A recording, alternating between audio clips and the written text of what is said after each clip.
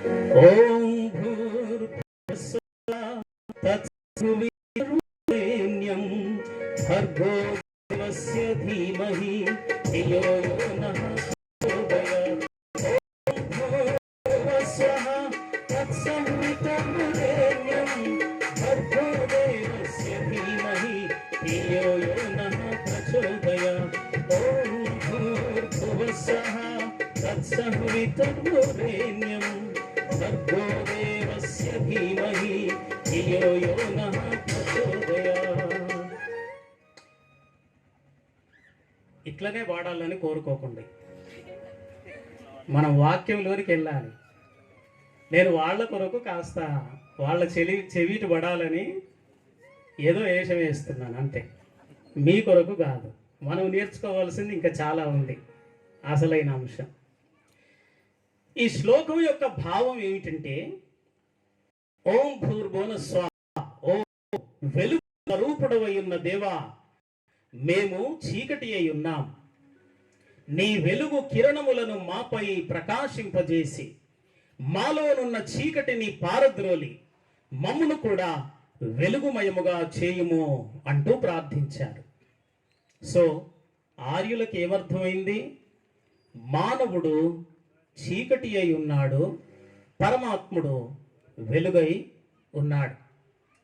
వెలుగు అని పోల్చినప్పుడు అర్థం ఏమిటంటే, there is no darkness in it.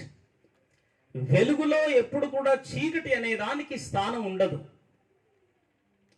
చీకటి ఉన్న చోట వెలుగు ఉండదు. దేవుడు వెలుగు స్వరూపుడు అని చెప్పినప్పుడు ఆయన పరిపూర్ణమైన పరిశుద్ధుడు. మానవుడు చీకటి అని చెప్పినప్పుడు వీడు పరిపూర్ణమైన పాపి అని చెబుతున్నారన్నమాట. పరిపూర్ణమైన పాపములో జీవించిన వాడు మానవుడైతే పరిపూర్ణ పరిశుద్ధుడు పరమాత్ముడు. ఆ విధంగా స్నేహితులారా, ఈ కాలనీ వాసులారా, మనమందరము ఈ భూమి మీద పుట్టుకతో స్వభావములో క్రియలలో పాపులముగా పుట్టాము. పాపపు స్వభావముతోనే ఉన్నాం, పాపపు క్రియలను జరిగిస్తున్నాం అని హైందవ వేదాలు చెప్పాయి. అలాగే ఇస్లాం ధర్మం ఏం చెబుతుందంటే, ఇస్లాంలో ఖురాన్ షరీఫ్ మాత్రమే కాదు, ఖురాన్ షరీఫ్తో పాటు 12 హదీస్ గ్రంథాలు కూడా ఉంటాయి. ఇస్లాం యొక్క నమ్మకాలన్నీ మనం తెలుసుకోవాలంటే ఆ 12 హదీస్ గ్రంథాలు కూడా చదివి తెలిసి ఉండాలి మనకు. సో ఆ 12 హదీసుల్లో ఒక హదీస్ పేరు మిష్కాతుల్ ముసాబి. హదీస్ నంబర్ 366 ఏమని చెబుతుందంటే, ఆదాం కి హరేక్ సంతాన్ గునేగార్ హై. ఆదాం యొక్క సంతానం అందరూ కూడా పాపులే అని చెబుతుంది. సో पैगंबर लोगों के बारे में क्या है? पैगंबर लोग जो नबी भी गुनेगार है, नबी होने के बाद भी గునేగార్ హై. ప్రవక్తల గురించి కూడా ఇస్లాం ఏం చెబుతుందంటే, ప్రవక్తలందరూ పుట్టుకతో పాపులే, ప్రవక్తలు అయిన తర్వాత కూడా పాపులే. That is the reason. इसके वास्ते हर एक इंसान दोज़ख में जाना जरूरी है. ప్రతి మానవుడు కూడా నరకానికి తప్పనిసరిగా వెళ్లాల్సిందే అని చెబుతుంది ఇస్లాం ధర్మం. ఎందుకయ్యా అంటే, పాపమును బట్టే మనుషుడు నరకానికి వెళ్తున్నాడు. సో అన్ని మత ధర్మాలు కూడా మానవుని స్టేటస్, మానవుని స్థితిని గురించి ఏమని చెబుతున్నాయంటే, వి ఆర్ సిన్నర్స్, హర్ ఏక్ ఆద్మీ గునేగార్ హై. ఇలాగున పాపము చేయువాడు ఎవడు అంటే, సత్యవేదమైన బైబిల్ పరిశుద్ధ గ్రంథం చెప్పింది, పాపము చేయువాడు పాపమునకు దాసుడే. We are slaves to the sin. The authority, the power of sin is under the control of Satan. సాతానుడే పాపపు బానిసలైన వాళ్ళందరికీ అధికారి అని చెబుతున్నాయన్నమాట. సో అంటే పాపము చేసేవాడు మరో మాటలో చెప్పాలి అంటే సాతానుకు దాసుడుగా ఉన్నాడు. ఏమండి, సిగరెట్ తాగే పిల్లలు, యవనస్తులు మొట్టమొదటిగా ఏదో ఒక సినిమాలో చూసాం, వాళ్లకు అభిమాని అయిన హీరో ఎలా సిగరెట్ తాగాడో చూసాం, ఆ స్టైల్ కొరకు వాడు మొట్టమొదట ప్రాక్టీస్ చేస్తాడు. కానీ తర్వాత వాడు దానికి బానిస అయి పోతాడు. సో ఆ విధంగా ముందుగా అది అలవాటు అయింది, తర్వాత దురలవాటుగా మారింది, తర్వాత బానిసగా మార్చుకుంది. So this is the situation of every human being. మనుషులందరి యొక్క పరిస్థితి బానిసలే, పాపమునకు బానిసలే. పూజారులు బానిసలే, పండితులు బానిసలే, సాధువులు బానిసలే, మౌలానాలు బానిసలే, పాస్టర్లు బానిసలే. Everybody is sinner. ఇక్కడున్న పాస్టర్లను అడగండి, మీలో ఏ పాపము లేదా అని అడగండి చూద్దాం. అంటే అది జవాబు చెప్పే వరకు అన్నం తినకుండా ఆపకండి, అన్నం తిననియండి వాళ్ళను. ఎవరిని అడిగినా రూఢీగా చెప్పేది ఏమిటంటే, yes, we have the nature of sin still dwelling in our bodies. మాలో కూడా దోషాలు ఉన్నాయి, పాపం ఉందండి, మేమేం యేసు ప్రభులాగా పరిశుద్ధం అయిపోలేదు. we are trying, we are exercising our faith and our bhakti to become like Jesus Christ, to get the holiness of Jesus Christ. Glory to God. దేవునికి స్తోత్రం కలుగును గాక. Everybody is practicing, everybody is exercising the holiness. పరిశుద్ధతను మనమందరము సాధన చేస్తున్నాం. అయితే ఈ బానిసలైన వాళ్ళు బబులోను నుండి విడిపించబడ్డారు. ఎప్పుడూ బబులోనులోనే బానిసలుగా లేరు. అలాగే మానవుడు ఒకానొక దినాన ఈ బానిసత్వం నుండి, ఈ వ్యసనముల నుండి, పాపము నుండి, బలహీనతల నుండి, దేవుని దృష్టికి ఏది మంచిది కాదు అని అర్థమవుతుందో మన మనస్సాక్షికి, దాని నుండి బయటికి రావడమే బానిసత్వం నుండి విడుదల పొందడం. దేవునికి స్తోత్రం కలుగునుగా. స్నేహితులారా, ఈ కాలనీ వాసులారా, మనము పాపము నుండి బయటికి రావడానికి మనం ఏం చేస్తున్నామంటే, we are creating our own religions. మనము మనకు తోచిన మత పద్ధతులను భగవంతు నుండి పరిశుద్ధులం కావడానికి మనం ఎన్నిక చేసుకున్నాం. Everybody is following different religions. ఎందుకు మతాల్లో ఈ ప్రయత్నం చేస్తున్నారు అంటే, there is only one reason. We need to become holy and we need to be pleased by God. దేవుణ్ణి సంతోషపరిచే వాళ్ళంగా పాపము నుండి బయటికి రావాలి అని మన అందరి ప్రయత్నం. కానీ నేను అడుగుతున్నాను, మనం ఎంచుకున్న మత విధానాల ద్వారా మన పాపము పోతుంది అన్న guarantee మనకుందా? Is there any religious book gives a confidence to us that by performing this ritual your sins will be washed away, you will come out of the sin? Is there any religious book giving the hope for us? తెలుగులో ఏడవండి. నీకు ఆ మాత్రం వచ్చని మా అందరికీ తెలుసు, తెలుగులో ఏడిసి సావు అని మీరు మనసులో అనుకోకండి, తెలుగులోనే ఏడుస్తాను. అప్పుడప్పుడు ఆత్మాభిషేకం ఎక్కువ అట్లయితే ఉంటుంది అంతే. ఏదైనా మత గ్రంథం మనకు కాన్ఫిడెన్స్ ఇస్తుందా?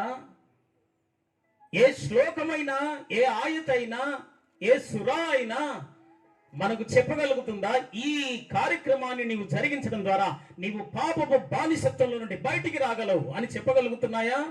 There is no religious book in the world which gives the hope, confidence to a person, those who are performing.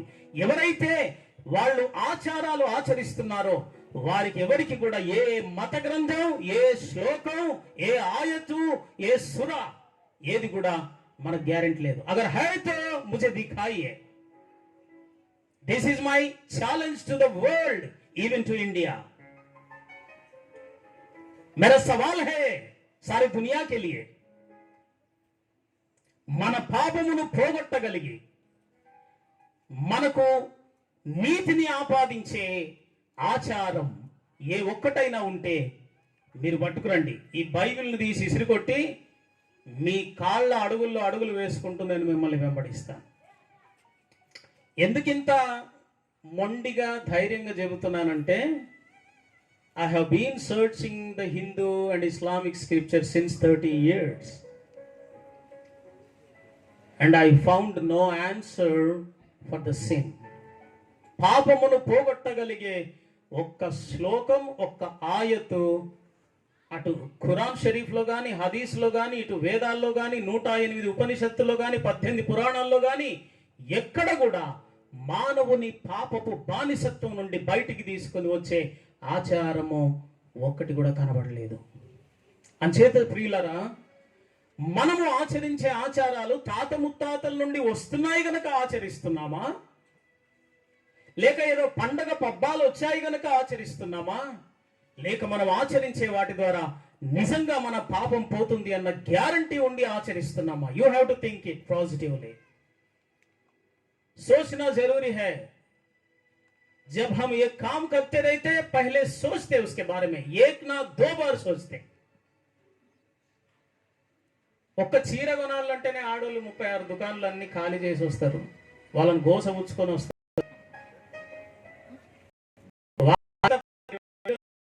ఇక్కడ దాకా ఎంచుకొని చీర కొరకే 10 రూపాయల చీర అన్ని చీరేసి నచ్చలే అని సింపుల్ గాని బయట వాడు అన్ని ముడుచుకుంటా వాడు పొద్దులు వేసి ఎవరి ముఖం చూసినారా అని మళ్ళీ పక్క షాపు పోగానే వాడు అనుకుంటాడు అబ్బో మంచి గిరాకు, కొత్త గిరాకే ఇది. 36 షాపులు తిరిగి సాయంత్రం 4 గంటలకు పోయి రాత్రి 9 గంటల దాకా వాళ్ళు అట్లా ఎంజాయ్ చేసి రావాలని వచ్చింది కానీ కొందామని వచ్చిందా? నువ్వు బుద్ధిహీనురా, నీకు తెలియదు. ఇన్ని రోజులు షాప్ పెట్టుకున్నావు కానీ ఆడోళ్ళని ఆడి వాళ్ళ భర్తలకే తెలుస్తలేదు, మీకేం తెలుస్తుంది రా భయ్?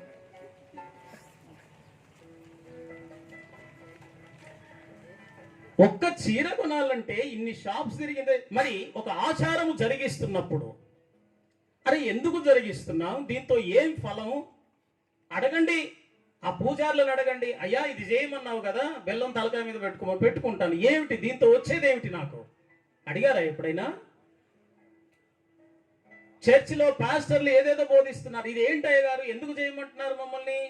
పొద్దున్న లేసి వాక్యం చదువు, రాత్రి ప్రార్థన చేయంటున్నారు, ఎందుకు? What is the use of that అడిగారా ఎప్పుడైనా విశ్వాసులు? మూఢాచారం ఆల్వేస్ డేంజర్. అర్థం తెలియకుండా నీవు పాస్టర్లు చెప్పారని గుడ్డిగా చేసిన ప్రయోజనం ఉండదు సుమా. when we are practicing something we need to know perfectly what is the idea of that practice and what is the benefit. కిరాస్తాన పోలు కూడా అడగాలి. కిరాస్తాన పోలు పాస్టర్ని అడిగితే తిడతాడు మావాడని అట్లా భయపడి లోపల ఉండొద్దు. ముందు అడ్డం ఉన్నప్పుడు తీసేసుకుంటేనే ముందటికి ప్రయాణం ఈజీగా జరుగుతుంది. Now I encourage this colony members, colony ప్రజలారా, మిమ్మల్ని అందరినీ ప్రోత్సహిస్తున్నాను నేను. ఏది మీరు జరిగించినా ఎందుకు జరిగిస్తున్నారో ముందు దాని గురించిన భావాన్ని తెలుసుకోండి. ఆ తర్వాత అది జరిగిస్తున్న దాని ద్వారా వచ్చే భావం తెలుసుకొని జరిగించండి. బట్ మేరా సవాల్ హై, నా ఛాలెంజ్ ఏమిటంటే ఏ గ్రంథంలో కూడా మానవుని పాపాన్ని తొలగించగలిగిన ఆచారం ఏది వ్రాయబడలేదు, లిఖించబడలేదు. Why because every religious practice and every religious book is composed with the mind of the human. మానవుని యొక్క మస్తిష్కము నుండే ప్రతి మత గ్రంథం పుట్టింది. స్వామి వివేకానందుల వారి గురువు గారు రామకృష్ణ పరమహంస. ఆయన ఏమన్నాడంటే, మతం యొక్క పుట్టుకను గురించి ఆయన ఇచ్చిన డెఫినిషన్ ఏమిటంటే, మత్యుద్భవ మత యత మత తత పత. అంటే అర్థం ఏంటంటే, మతి నుండి పుట్టినదే మతం, ఏ మతమునకు ఆ ఆచారమే సరి అయిందిగా తోస్తుంది అన్నాడు. సో మతం ఎక్కడి నుండి పుట్టిందట? మనిషి తలకాయలో నుండి పుట్టిందే. మనిషి తయారు చేసుకున్నవే ఆల్ ద రిలీజియన్స్.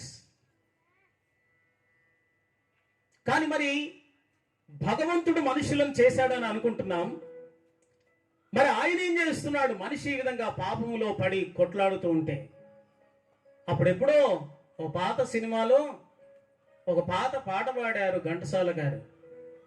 ఏమని పాడారు? అందరి ముఖాలు తేజోవంతంగా అయిపోయినాయి దెబ్బకు, శోభిల్లుచున్నవి. పాత సినిమా అనగానే అబ్బాయి ఎంత ఇంట్రెస్ట్ లే మనోళ్ళకు. ఈ బైబిల్ చెప్పి చెప్పి బోరు కొడతాను సార్. గిసుంటి మధ్య మధ్యలో ఎత్తా ఉండు, కొంచెం మధ్య మధ్యలో మామిడికాయ పచ్చడి అట్లా నంచుకున్నట్టు ఉంటుంది మాకు. వాక్యం చెప్తే ఆ ముఖాలు పెట్టిండ్రు, ఘంటసాల గారి పాట అనగానే ఈ ముఖం పెట్టిండ్రు. ఆయన ఏమని పాడాడంటే, భగవంతుని గురించి ఏం చేస్తున్నాడు భగవంతుడు అనడానికి అప్పుడెప్పుడో ఆ రచయిత రాశాడు. ఏమని? బొమ్మను చేసి ప్రాణము పోసి ఆడేవు నీకిది వేడుక. ఏం చేస్తున్నాడట భగవంతుడు? మనిషిని బొమ్మగా చేశావు, ప్రాణం పోసావు, వాడికి ఇబ్బంది పడుతుంటే ఆట ఆడుకుంటున్నావు, ఇది నీకు వేడుకటయ్యా, పండగటయ్యా అంటూ ప్రశ్నించాడు. అంటే ఆ పాట ఎవడో భార్య బాధితుడై ఉండాలి, 100% వాడై ఉండాలి. వానికే కవిత్వం వస్తుంది. భార్య చేత ఇబ్బందులు పన్నోడు కవి అవుతాడయా, రాసి పెట్టుకోండి. వాడే తాగుబోతు అవుతాడు, మెల్లగా బార్ షాప్ కలవడు అవుతాడు. భార్య దగ్గర దెబ్బతిన్నాడు, బార్ దగ్గరికి పోతాడు. బార్ దగ్గరికి పోయి 90 ml పెగ్గు పడ్డది అనుకోండి, కవిత్వం వచ్చేస్తుంది. అందుకని ఆ సీక్వెన్స్ని బట్టి చెప్తున్నా, భార్య బాధితులందరూ కవులు అవుతారు.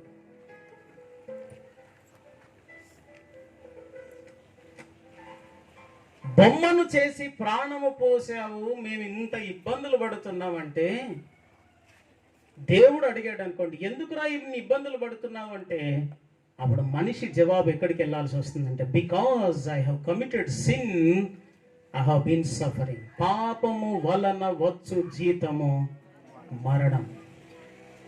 ప్రతి దినము నేను మరణకరమైన పరిస్థితులను ఎదుర్కొంటున్నానంటే పాపము వలన వచ్చు జీతం. మనిషి ఎందుకు ఈ భూమి మీద ఇన్ని అవస్థలు పడాలి? Why we have to face diseases, quarrelings, sufferings, tribulations? ఎందుకు ఇవన్నీ వస్తున్నాయంటే, there is only one reason, that is the Bible gives the right answer. ఏ మత గ్రంథం కూడా చెప్పట్లేదు ఎందుకయ్యా మనిషికి ఇన్ని కష్టాలు పడ్డాయంటే. హైందవ ధర్మం ఏమన్నదంటే, పూర్వజన్మలో ఏం చేసినవో రోబయ్యి, అందుకని నీ భార్యతో నీవు ఇన్ని ఇబ్బందులు పడుతున్నావు అని అన్నారు. పూర్వజన్మ సుకృతం అన్నారు. పూర్వజన్మలో నేను ఏమిగా పుట్టినా అంటే అది నాకు తెలియదు. మరి పూజారి నీకు తెలుసా? ఏదైనా గ్రంథం చెప్తుందా నేను పూర్వజన్మలలో ఈగ సినిమాలో ఈగగా పుట్టినా? మరి ఈగ సినిమా పేరెత్తితే మీ ముఖాలు ఎందుకు వెలుగుతున్నాయి అంటే, మీకు అందరికీ బాగా తెలుసు అన్న సంగతి నాకు ఇప్పుడు తెలిసింది. పూర్వజన్మలో ఈగగా పుట్టానా ఏంటి అసలు నా పరిస్థితి? అర్థం లేని అయోమయ సిద్ధాంతాన్ని అల్లి మానవుని పైన రుద్దారు ఆనాటి మహర్షులు. పూర్వజన్మ లేదు, తర్వాత జన్మ లేదు. There is only one life and one death. ఒకే ఒక్క జీవితం, ఒకే ఒక్క మరణం, ఒకే ఒక్క డెస్టినీ, నరకం. That's it. There is no other way. పునరపి జననం పునరపి మరణం మళ్ళీ పుడతావు, మళ్ళీ చస్తావు, మళ్ళీ చస్తే ఏమవుతాను, మళ్ళీ పుడతావు, మళ్ళీ ఏమవుతాను, చస్తావు, ఇలాగున 1,84,000 జననములు నీవెత్తాలి అన్నారు. అట్లా చెప్తే ఇప్పుడే ఉరేసుకుంటున్నాడు. ఈ ఒక్క జన్మకే ఈమెతోటే భరించలేక ఫ్యాన్ దిక్కు అప్పుడప్పుడు చూస్తున్నా, అసొంటిది 1,84,000 జన్మలెత్తే మళ్ళా ఆవిడతోటి ఆ 1,84,000 మందితోటి ఎన్ని ఇబ్బందులు పడాలి? వాడు ఇప్పుడే ఉరేసుకుంటాడు. స్నేహితులారా, देर इज नो 1,84,000 जन्मलु. कमान आइए मेरे सामने. अगर जो आदमी, जो साधु अगर प्रूव करना चाहे तो आइए मेरे सामने, दिखाइए जो धर्म बताती है. ఏ గ్రంథం చెప్తుందో నాకు చూపించుకురండి. మళ్ళీ జన్మలు ఉన్నాయి, 1,84,000 జన్మలు ఉన్నాయని ఏ గ్రంథంలో లేదు. ఇది కల్పన మాత్రమే. కల్పించి మనుషునికి ఈ కష్టం ఎందుకు వస్తుందంటే ఏదో కర్మను బట్టి వస్తుంది అని, ఆ భవిష్యత్తు గతంలో ఉన్న జన్మను బట్టే ఇలాగ అవుతుందని వాడు అనుకోవడానికి, సాటిస్ఫై కావడానికి పెట్టారే కానీ అసలు సిసలైన రీజన్ ఏమిటంటే జన్మలను బట్టి కాదు, కేవలము పాపమును బట్టి మనుషుడు ఇన్ని అవస్థలు పడుతున్నాడు. We are under the slavery. బానిసత్వంలోనే మనమందరం ఉన్నాం. స్నేహితులారా, అలాగున బానిసలుగా ఉన్న ఈ యూదులు ఒక సమయమున విడిపించబడ్డారట. దేవునికి మహిమ కలుగునుగాక. హల్లెలూయా, హల్లెలూయా. విడిపించబడాలి. ఎప్పుడు బానిసత్వంలోనే ఉండాలని కోరుకోకూడదు, విడిపించబడాలి. కానీ ఎలా విడిపించబడగలం? పాపము అనే రోగానికి ఔషధం ఏది? What is the medicine? అంటే తీర్థయాత్రలు, దాన ధర్మాలు, పుణ్యకార్యాలు, వ్రతాలు, దీక్షలు, ఆచారాలు, పండుగలు ఇవన్నీ చేస్తూ వస్తున్నాం. కానీ मेरा सवाल ये है, after performing all these rituals, festivals, are you able to come out of your sin? ఇన్ని చేశాము కదా, ఇన్ని చేసిన తర్వాత నీ పాపము నుండి నీవు బయటికి రాగలిగావా? ఓ వినుము సోదరా, పరమ గురుని బోధ, నమ్మిన తొలగు నరక బాధ. ఓ వినుము సోదరా, పరమ గురుని బోధ, నమ్మిన తొలగు నరక బాధ. కులమత భేదములెందుకు మానవులెల్ల పాపులండి, కులమత భేదములెందుకు మానవులెల్ల పాపులండి. జగమునందు ఎందెందు వెతికిన నీతి పరుడు లేడు, దేవుని వెతుకువాడు లేడు. జగమునందు ఎందెందు వెతికిన నీతి పరుడు లేడు, దేవుని వెతుకువాడు లేడు. చెప్పాలి కొట్టండి. ఓ వినుము సోదరా, పరమ గురుని బోధ, నమ్మిన తొలగు నరక బాధ. ఓ వినుము సోదరా, పరమ గురుని బోధ, నమ్మిన తొలగు నరక బాధ. ఏమి చేసి ఆ నరక బాధ తప్పించుకొందురండి, ఏమి చేసి ఆ నరక బాధ తప్పించుకొందురండి. జపములు తపములు కర్మకాండలు వ్యర్థము సుమండి, పాపము పాపలేవు సుండి. జపములు తపములు కర్మకాండలు వ్యర్థము సుమండి, పాపము పాపలేవు సుండి. ఓ వినుము సోదరా, పరమ గురుని బోధ, నమ్మిన తొలగు నరక బాధ. ఓ వినుము సోదరా, పరమ గురుని బోధ, నమ్మిన తొలగు నరక బాధ. కులము, మతము, జాతి, స్త్రీ, పురుష, నపుంసక, చిన్న పెద్ద, బాల్యం, యవ్వనము, వృద్ధాప్యం, ఏ భేదము లేకుండా మానవులందరూ పాపులే. అయితే ఏమి చేసి పాపాన్ని పోగొట్టుకుంటాం? ప్రతి ఆదివారం చర్చికి పోతే పాపం పోద్దా? సేవకుని దగ్గర పోయి గుళ్ళె చాపలేస్తే పాపం పోద్దా? సేవకుని ఎంబడి బైబిలు అలాగే ఆయన సంచి పట్టుకొని తిరిగితే పాపం పోద్దా? ఏమి చేస్తే పాపం పోద్దండి? క్రిస్టియన్స్ ఎంచుకున్న దారి ఒకటి. Everybody has their own thinking about to become holy. పరిశుద్ధులు కావడానికి ఏదో మంచిగా ఉండాలి. అమ్మ తలకాయ రోడ్డు మీద పోయేటప్పుడు తలకాయ ఎత్తి ఎటు చూడొద్దు, అలాగే గట్టిగా ఎగబడి నవ్వద్దు, మూసి మూసి నవ్వాలి, పెద్దగా నవ్వుతే పరిశుద్ధత పోద్ది. అలాగే చర్చిలో కూడా చాలా విధేయులంగా కూర్చోవాలి, ఇట్లా కూర్చోవాలి, లేవాలి. ఇవన్నీ మనం ఎంచుకున్న మెథడ్స్. బాబు ఇవి కాదు పరిశుద్ధతకు అవసరమైనవి. పరిశుద్ధుడైన వాడు విధేయుడుగా ఉండాలి, పరిశుద్ధుడైన వాడు నమ్మకస్తుడుగా ఉండాలి. కానీ పరిశుద్ధతకు ఇవన్నీ మూలం కాదు. చర్చికి రెగ్యులర్గా పోతే పరిశుద్ధుడు కాదు, టెంపుల్కు రెగ్యులర్గా పోయినంత మాత్రాన పరిశుద్ధుడు కావు, శుక్రవారం దినమున నమాజ్ చేసినంత మాత్రాన పరిశుద్ధుడవు కావు. నీ పాపము రోగం పోవాలి అంటే there is only one method according to Hinduism and Islam, even according to Christianity, Judaism also. రక్త ప్రోక్షణము ద్వారానే పాప ప్రాయశ్చిత్తం జరుగుతుంది.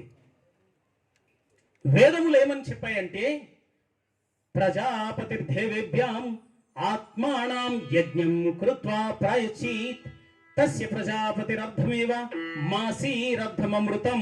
ఒక్క ముక్క అర్థం కాలేదన్న సంగతి మనకు అర్థమైంది. ప్రజాపతి, పతి అంటే భర్త అని మాత్రమే కాదు అర్థం. పతి అంటే పరిపాలించువాడు. ఈ రోజుల్లో ఏ పతులు అట్లా లేరు, కానీ పత్నీలే పరిపాలన చేస్తారు. పతులు పరిపాలించకపోతే వీళ్ళు తీసుకుంటారు ఛార్జ్. మరి చక్కగా పరిపాలించాలి. బైబిల్ ప్రకారంగా భర్త ఏమై ఉండాలో, ఏ స్టాండర్డ్లో ఉండాలో ఆ స్టాండర్డ్లో ఉండి పరిపాలించాలి. లేకపోతే పత్నీలు తీసుకుంటాయి. ఇక నీకు చేతనైతే మేము చూసుకుంటాం తీ, హౌస్ మెయింటెనెన్స్ అంతా మేము చూసుకుంటాం తీ అంటారు. భార్య దగ్గర పోతే 2 పైసలు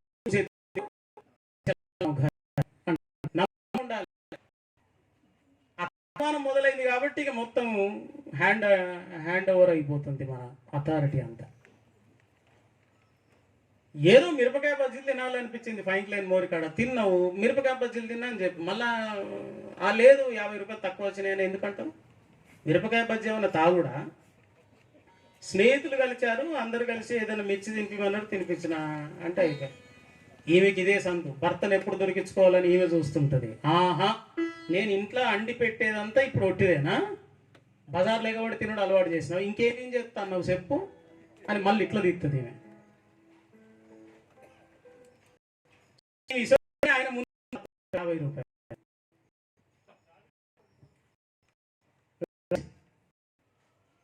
మనుషులు తన పాపమును పోగొట్టుకోవాలంటే పతి అంటే పరిపాలించువాడు అని అర్థం.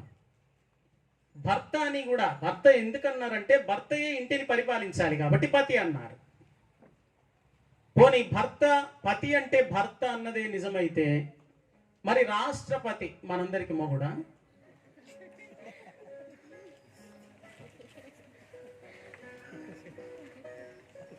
కులపతి, vice chancellor, university vice chancellor తెలుగులో కులపతి అంటారు. కులపతి అంటే ఆ కులానికి అంతటికి మొగుడా? ఆ డిపార్ట్మెంట్ అంతటికి మొగుడా? ఆ డిపార్ట్మెంట్ అంతటిని రూల్ చేసేవాడు అని అర్థం. రాష్ట్రపతి అంటే ఈ యొక్క భారత రాష్ట్రాన్ని పరిపాలించేవాడు అని అర్థం. ప్రజాపతి ప్రజలందరినీ పరిపాలించేవాడు పరమాత్ముడు. ప్రజాపతిర్దేవేభ్యాం, ప్రజాపతి దేవుడై ఉన్నాడు. ఆత్మానాం యజ్ఞం కృత్వా ప్రాయశ్చిత్ అనగా తన ఆత్మను యజ్ఞములో ప్రాయశ్చిత్తముగా సమర్పించాడు. ఎలా అంటే తస్య ప్రజాపతిరర్థమేవ మాసీరర్థమమృతం అనగా ఆ ప్రజాపతి సగము మర్త్య దేహమును సగము అమర్త్య దేహమును ధరించి మర్త్య దేహమును బలిగా నిడి అమర్త్య దేహంతో స్వర్గానికి ఎగెను అని చెబుతుంది. ఏంది మర్త్య ఏంది, అమర్త్య ఏంది, సోదంత ఏంది? మాకు తెలుగే చక్కగా రాదంటే నేను అన్నది తెలుగే. మర్త్య అంటే తెలుగే. మర్త్య అంటే మరణకరమైన దేహము, అమర్త్య అంటే మరణము కాని దేహం. మర్త్య దేహమును, మరణముకు దేహమును యజ్ఞములో బలిగా ఇచ్చి మరణము కాని దేహముతో అనగా మహిమ దేహముతో ఆయన స్వర్గమునకు వెళ్ళాడు. ఎందుకొరకు మరణించావు? ప్రాయశ్చిత్తము కొరకు. ఏం ప్రాయశ్చిత్తం అంటే సర్వపాప పరిహారం రక్త ప్రోక్షణం అవశ్యకం తద్రక్తం పరమాత్మేణ పుణ్యదాన బలియాగం పుణ్యదాన బలియాగం. సర్వపాప పరిహారము జరగాలి అంటే రక్తము ప్రోక్షించడము తప్పనిసరి. తద్రక్తం, ఆ రక్తం పరమాత్మేణ పుణ్యదాన బలియాగం, పరమాత్ముడే పుణ్యమైన దానముగా బలియాగము కావాలి అని చెప్పింది. సామవేదం యొక్క అర్థాన్ని చెప్పే తాండ్య మహాబ్రాహ్మణం బంగాళపత్రం 118వ శ్లోకం. సర్వ మానవులలో పాపమున్నది. ఆ పాపము పరిహారము కావాలి అంటే పరిశుద్ధమైన పరమాత్ముని రక్తం కావాలి. ఆ రక్తం పరమాత్ముడే బలియాగంగా చిందించాలి. నౌ ద క్వశ్చన్ ఈస్, పరమాత్మునిలో రక్తం ఉందా? ఏమాత్మాట ఆయన? పరమ అంటే పరలోకములో ఉండే ఆత్మ. ఆత్మకు రక్తం ఉంటుందా? ఆత్మకు రక్తం ఉంటుందా? అనుల్లా మరి ఎవరు చెప్పారేంది? సప్పులే సాయలేదు. ఆత్మలో రక్తము మీకెట్లా తెలుసు? జబి देखा है क्या? ఆత్మకు देखा है क्या? ఆత్మను చూసినారు? ఆత్మను చూడనే లేదు. దాని ముఖం ఎట్లుంటుందో, మూతి ఎట్లుంటుందో, ముక్కు ఎట్లుంటుందో ఏం తెలియదు. దానికి మళ్ళీ రక్తం లేదని చెప్తాను. ఆత్మకు రక్తం ఉండదు because it doesn't contain the physical body. దానికి భౌతికమైన దేహం ఉండదు గనక దానికి భౌతికంగా కనిపించే రక్తం కూడా ఉండదు. అది ఆత్మ, అందుకే అది ఆత్మ. దీని దేహం అని ఎందుకు అన్నారంటే ఇది భౌతికంగా కనబడుతుంది, దీనిలో రక్తం కూడా ప్రవహిస్తుంది, ఇది దేహం అన్నారు. సో పరమాత్మునిలో రక్తం లేదు. కానీ సామవేదం ఏం చెప్పింది? పరమాత్ముడు రక్తం చిందిస్తేనే పాపానికి పరిహారం అవుతుంది. అంటే ఇప్పుడు ఈయన ఏం కావాలి? ఆత్మస్వరూపుడైన పరమాత్ముడు శరీరమును ధరించాలి. దేవునికి స్తోత్రం కలుగునుగాక. హల్లెలూయా. యోహాను సువార్త 1వ అధ్యాయము 1వ వచనంలో ఇలాగుంది, ఆదియందు వాక్యము శబ్దము ఓంకారమయ్యున్న దేవుడు, ఆయన 14వ వచనంలో ఆయన శరీరధారి అయి కృపా సత్య సంపూర్ణుడుగా మన మధ్య నివసించెను. సో ద వాక్యము రూపములో ఉన్న ఆత్మయ్యున్న దేవుడు శరీరమును ధరించి ఇక్కడికి వచ్చాడు. ఎందుకు వచ్చాడు అంటే మరొక మతాన్ని మొదలు పెట్టేందుకు కాదు.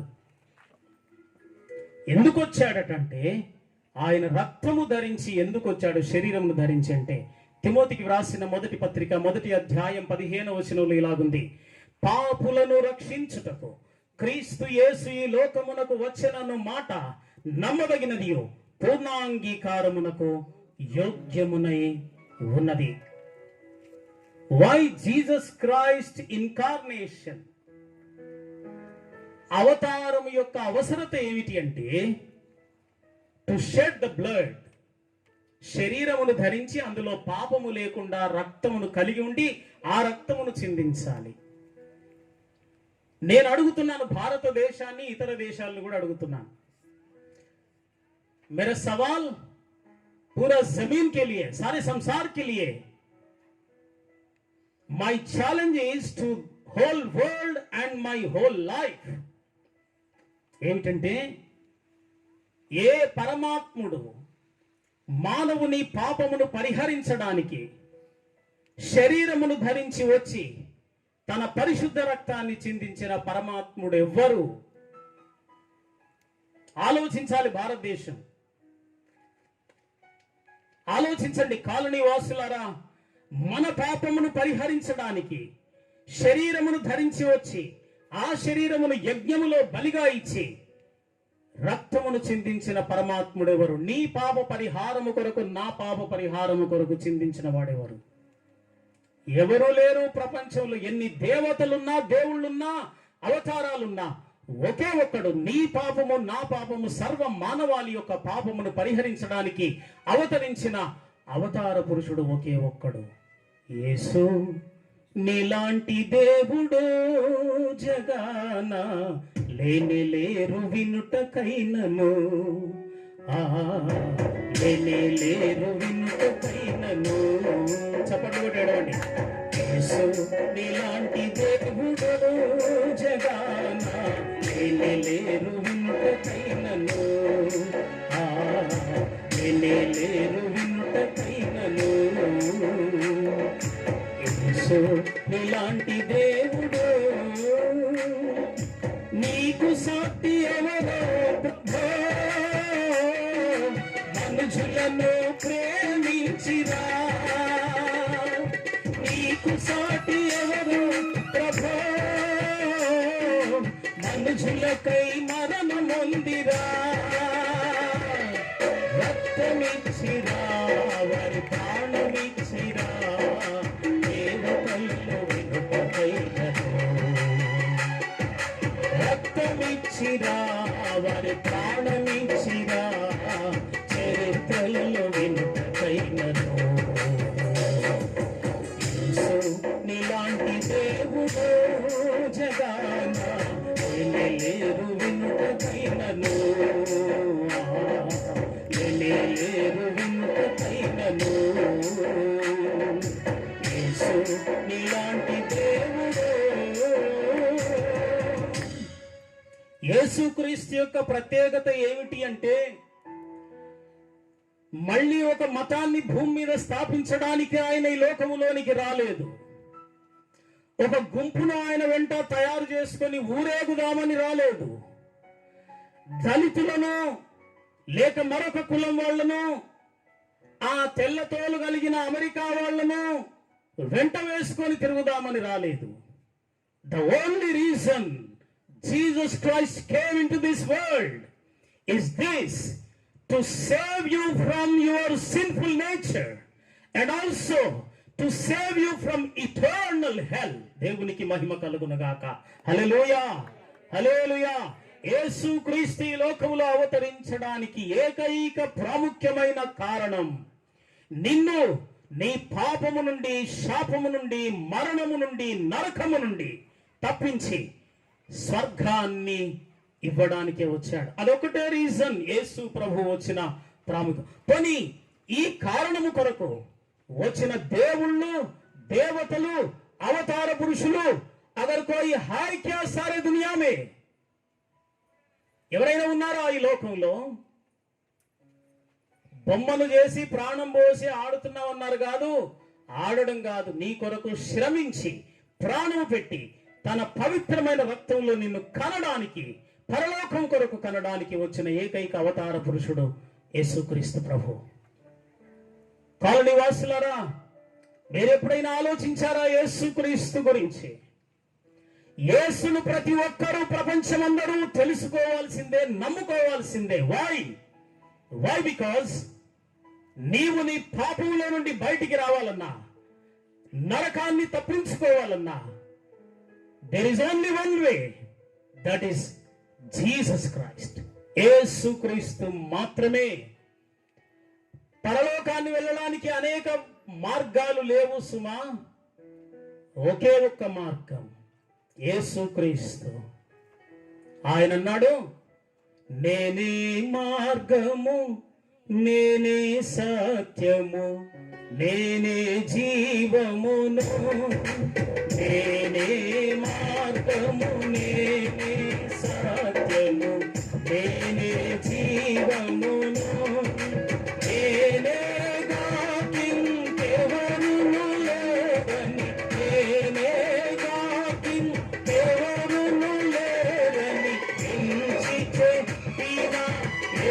యేసుని యొద్దకు ఎంచి చెప్పిన యేసుని యొద్దకు రండి రండి యేసుని యొద్దకు రమ్మనుచున్నాడు. రండి రండి యేసుని యొద్దకు రమ్మనుచున్నాడు. ప్రయాసపడి భారము మోయువారలు, ప్రయాసపడి భారము మోయువారలు ప్రభుని చింతకు పరుగిడి వేగమే, ప్రభుని చింతకు పరుగిడి వేగమే. రండి రండి యేసుని యొద్దకు రమ్మనుచున్నాడు. యేసుక్రీస్తు లోకములో ఉన్న సర్వ జాతుల సకల మానవాళిని పిలుస్తున్నాడు. Not only from some other country or some other religion, some other nation, some other జాతి, అందరిని పిలుస్తున్నాడు. ప్రయాసపడి భారము మోసుకొనుచున్న సమస్తమైన వారులారా నా యొద్దకు రండి, నేను మీకు రక్షణనిచ్చి మోక్షమునిచ్చి నిత్యము విశ్రాంతిని కలుగజేస్తాను. బొమ్మను చేసి ప్రాణం పోసి ఇన్ని కష్టాలు పెట్టావని ఏడిచావు కదా ఇంతసేపు. యేసు ప్రభు అంటున్నాడు, ఒరే నాయనా, నిన్ను ఈ బాధల కొరకు కాదురా సృష్టించింది, స్వర్గమునిచ్చి నిత్యము విశ్రాంతితో నెమ్మదితో యుగయుగాల సుఖ జీవనం గడపడానికి నేను నిన్ను సృష్టించుకున్నాను. But because of your sin, నీ పాపమును బట్టి నీవు ఈ శ్రమలన్నీ తెచ్చుకున్నావు. నేను నీ కొరకు ఆ శ్రమలు అనుభవించాను, పాపమునకు రావలసిన శిక్ష అంతటిని అనుభవించాను. నీవు నా దగ్గరికి వస్తే నిన్ను మళ్ళీ పాపపు బానిసత్వం నుండి విడిపించి నిన్ను స్వర్గాన్ని ఇస్తాను. దేవునికి స్తోత్రం కలుగునుగాక. హల్లెలూయా. ఇంకొంచెం గట్టిగా చెప్పండి, హల్లెలూయా. ఉదయం టిఫిన్ చేసి వచ్చినట్టు చెప్పండి, ఇప్పుడు మంచి బిర్యానీ తినబోతున్నావు అన్నట్టు చెప్పండి. లాస్ట్ దానికి మంచి రెస్పాన్స్ వచ్చింది.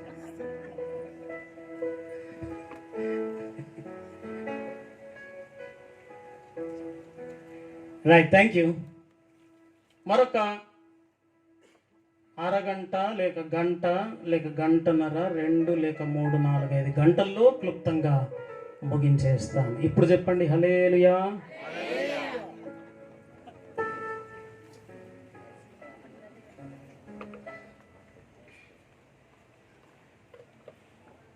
ప్రియులరా, యేసుక్రీస్తే లోకానికి పాపము నుండి నరకము నుండి తప్పించే ఏకైక రక్షకుడు. పెద్దలారా వింటున్నారా?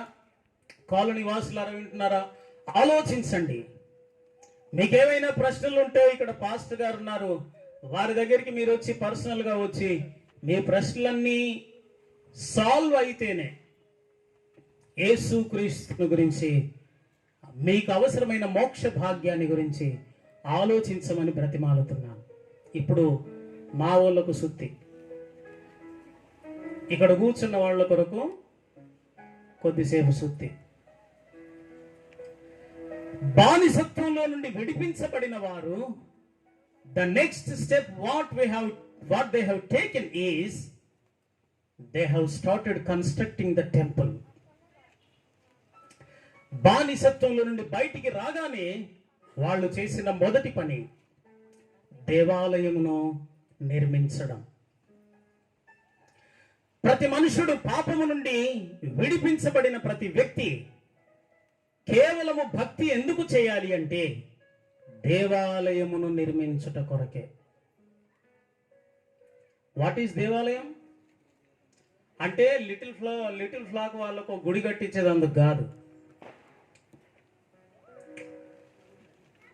దైవజనులు, సేవకులు సేవ చేస్తున్నారంటే వీళ్ళు దేవాలయాన్ని నిర్మించే పనిని చేస్తున్నారు. చూడండి, దేవుడు మొదటిగా మనిషిని సృజించినప్పుడు ఏదేను అనే ఒక తోటలో ఉంచాడు అని మనకు తెలుసు కదండి. కిరాస్థాన పొలకు చెప్తాను ఇప్పుడు నేను, ఇక బయట వాళ్ళకి కాదు. మనం కొంచెం ఆత్మీయమైన భోజనం తిందాం. ఆత్మీయమైన భోజనం ఎంత ఎక్కువ తింటే శారీరకమైన ఆకలి అంత ఎక్కువ అవుతుంది. అప్పుడు దంచి కొట్టచ్చు అక్కడ మనం. నా బోధ విన్నోళ్ళకు తప్పనిసరిగా ఆకలి ఎక్కువైద్దండి. మీరు అజీర్ణంతో బాధపడుతున్నారా? జాన్ సుందర్ గారి బోధ వినండి, భోజనం చేయండి. That is the special gift I have. నాకున్న గిఫ్టుల్లో 2 ప్రత్యేకమైన గిఫ్ట్లు ఎవ్వరికి ఇవ్వలేదు దేవుడు, నాకు ఒక్కరికే ఇచ్చిండు. ఏంటంటే, నేను ప్రసంగం చేస్తే నిద్రలేమితో బాధపడే పిల్లలు కూడా నిద్రలోనికి జారుకుంటారు. ఇది మొదటి గిఫ్ట్ నాకు దేవుడు ఇచ్చింది. ఎవరికి లేదు ప్రపంచంలో. మీరు ఎక్కడికన్నా పోండి, నా ప్రసంగం వినేందుకు రాండి. మీరు నిద్రలేమితో బాధపడి తెల్లారి 3, 4, 5 దాకా నిద్ర పడతలేదండి అనుకున్నారా? నా ప్రసంగం అర్ధగంట వినండి, మీకు నిద్ర వస్తుంది. అందరు తలూపుతుంటే మీకు కూడా ఇక్కడ నిద్రాభిషేకం వచ్చినట్టే ఉంది. నిద్రదేవత మీ మీదికి దిగొచ్చినట్టే ఉంది కదా. రైట్. రెండవ గిఫ్ట్ ఏమిటంటే, నా ప్రసంగం విన్నోళ్ళకు ఆకలి మంచి అయింది. ఏం లేదు, ఇందులో రహస్యం ఏంటంటే 5 గంటలు ప్రసంగం చెప్పినాక ఎవరికన్నా ఆకలి కాదా? గదే రహస్యం. రైట్. సంఘానికి ఒక 2-3 ముచ్చట్లు ఆధ్యాత్మిక ఎదుగుదల కొరకు చెప్తాను. ఏమండి, ఏదైనా తోటలో దేవుడు ఉంచాడు, అండ్ దేవుడు కూడా వాళ్ళతో సంచారము చేస్తున్నాడు కదా. దేవుడు చల్లపూట వారితో పాటు నివాసం చేస్తూ ఉన్నాడు. అయితే దేవుని బిడ్డలారా, దేవుడు మానవుడు కలిసి ఉన్నదే దేవాలయము. దేవుడు మానవుడు కలిసినదే దేవాలయం. కట్టిన చర్చిలెల్లా దేవాలయాలు కాదు, కట్టిన గోపురాలెల్లా దేవాలయాలు కాదు. ఇప్పుడు క్రిస్మస్కి ఒక్కొక్కల గుడికి 20 నుండి 50 నుండి 1,00,000 రూపాయల ఖర్చు పెట్టి రంగులు ఎత్తే దేవాలయం కాదు. హంగామాలు చేస్తే దేవాలయం కాదు. క్రిస్మస్ ట్రీ పెట్టి దానికి చుట్టూ లైట్లు పెడితే దేవాలయం కాదు. పశువుల పాక తయారు చేసి అందులో ఒక చిన్న బొమ్మను ఎత్తే దేవాలయం కాదు. These are all pagan practices. ఇవన్నీ కూడా అన్య మతాల్లో నుండి క్రైస్తవ్యం అరువు తెచ్చుకొని పాటిస్తున్న అన్య మత ఆచారాలు మాత్రమే. నేను బోధ చేస్తున్న ప్రపంచం అంతా బోధ చేసుకుంటూ తిరుగుతాను. ఏంటంటే, అసలు సిలువ పెట్టుడే తప్పయా గుళ్ళే అని చెప్తున్నా నేను. మన భారతదేశంలో, మన తెలంగాణ, ఆంధ్ర రాష్ట్రాల్లో నేను బ్రదరన్ సంఘాలకు వెళ్ళాను, హెబ్రోన్ సంఘాలకు వెళ్ళి కూడా బోధ చేస్తున్నాను. రేపు వచ్చే 14 తారీఖు, 15, 16 బెంగళూరులో హెబ్రోన్ చర్చిలో 3 దినాలు, దినానికి 4 ప్రసంగాలు చేస్తున్నా. అక్కడ పోయి హెబ్రోన్ వాళ్ళు, బ్రదరన్ వాళ్ళు నన్ను బాగా వాడుకుంటుంటారు, ఈ ఇతరులు కూడా వాడుకుంటారు. అయితే బ్రదరన్ సంఘాల్లో కానీ హెబ్రోన్ సంఘాల్లో కానీ ఎక్కడైనా మీరు లోపల సిలువ ఉండడం చూసారా? పోనీ ఏదైనా ఒక విగ్రహం రూపం ఉండడం చూసారా? యేసుప్రభు ఫోటో ఉండడం చూసారా? అంటే వాళ్ళకు తెలివి లేదు, మనకు బాగా తెలివి ఉండి బొమ్మలను పెడుతున్నామా? ఆలోచించాలి కొంచెం. వాళ్ళు ఎందుకు పెట్టట్లేదు, మనం ఎందుకు పెట్టాల్సి వస్తుంది? బొమ్మలకు ఎక్కువ స్థానం ఇచ్చిన సంఘం రోమన్ కేథోలిక్ సంఘం. And we have adopted all the pagan other religious practices through Roman Catholicism. Roman క్యాథలికులు తెచ్చిన విగ్రహాలే మెల్లమెల్లగా ఫోటోలు అయి కూర్చున్నాయి, సిలువ అయి కూర్చుంది మన చర్చిలల్లా, కొంపలల్లా కూడా. ఇవన్నీ అన్యమత ఆచారాలు సుమా, అన్యమత ఆచారాలు. క్రిస్మస్ ట్రీ కూడా అన్యమత ఆచారమే. అది ఎక్కడి నుంచి వచ్చిందో నాకు తెలుసు. పశువుల పాక కూడా అన్యమత ఆచారమే. యేసు ప్రభు పశువుల పాకల బుట్టనే లేదు. Consider this for granted. నేను చెప్తున్న సత్యం. యేసు ప్రభు పశువుల పాకల పుట్టనే లేదయా. మీ చర్చిలలో కాదు, మీ కొంపలలో కూడా పశువుల పాకలు వేయకుంటారు. ఎవరైనా కాదనే పాస్టర్ ఉంటే తీసుకురండి నా దగ్గరికి. యేసు ప్రభు పశువుల పాకల పుట్టిండు అని రుజువు చేస్తుంటే పట్టుకరండి. సారే దునియా మే యేసు ప్రభు పశువుల పాకలు పుట్టలేదు. ఎక్కడో పుడితే తీసుకుపోయి ఒకళ్ళ ఇంటికాడ జాగ లేకపోతే ఇంటి బయట పశువుల తొట్టి అంటే పశువులు నీళ్ళు తాగడానికి ఆడ ఉంటుంది తొట్టి బయట. గోలెం లాంటిది, పొడవాటి గోలెం లాంటిది ఉంటుంది. దాన్ని శుభ్రం చేసి అలా పడుకోబెట్టింది. అందులో కనలే, వేరే కాడ కన్నదామె.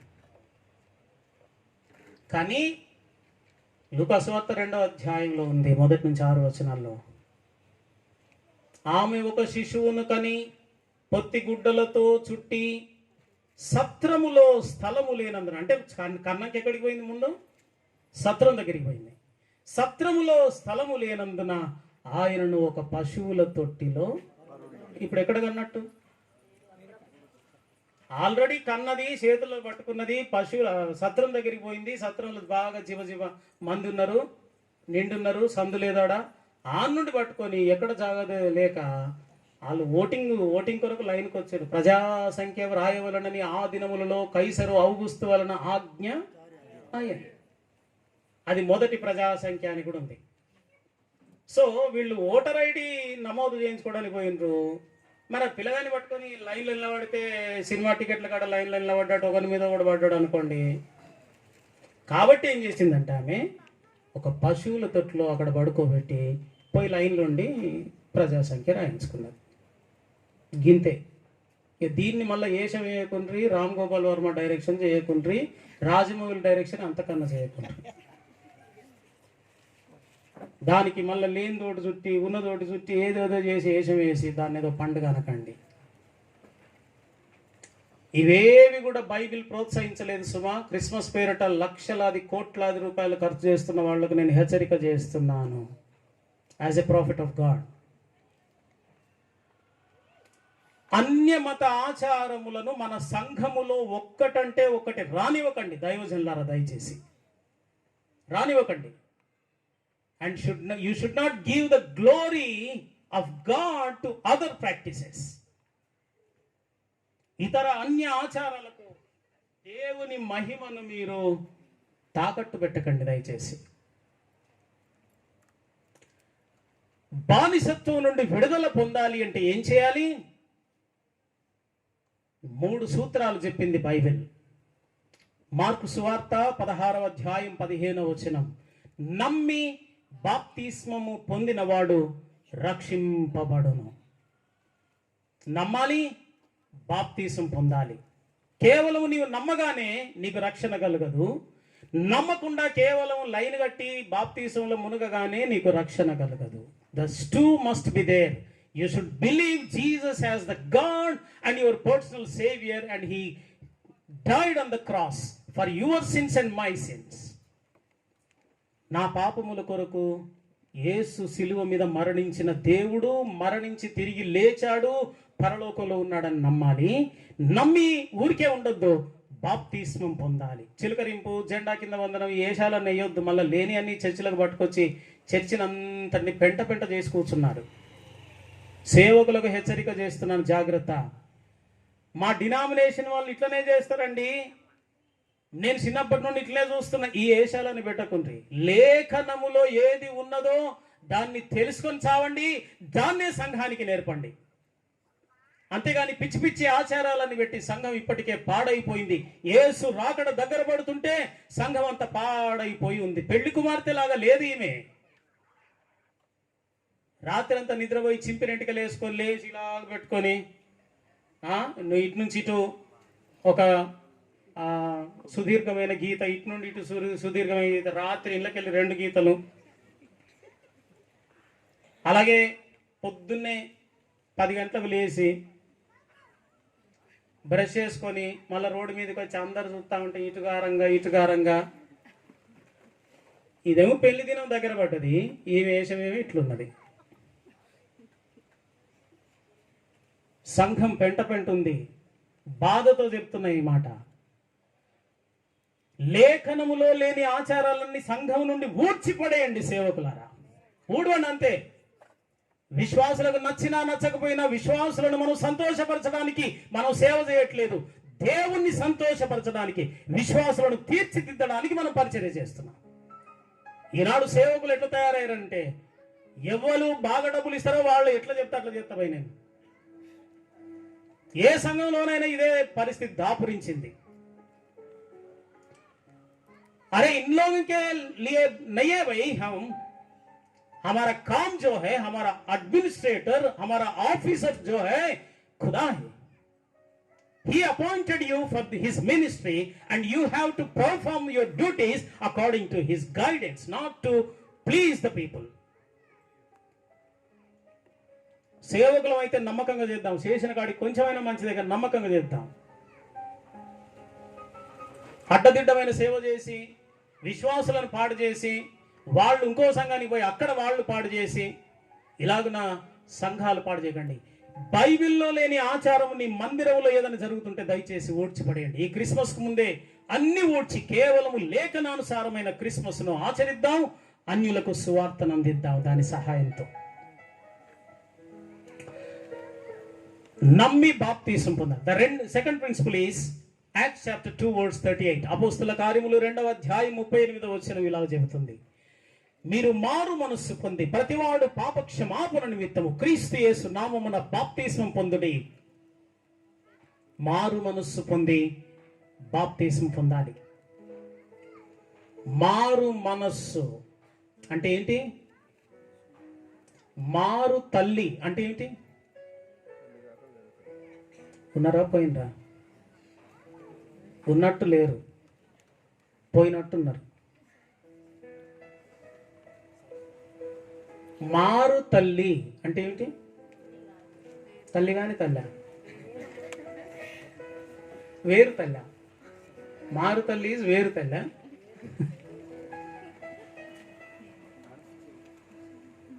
పోనీ ఇట్లా కన్ఫ్యూజ్ అవుతుంటారు. మారు అన్నము అంటే ఏంటి?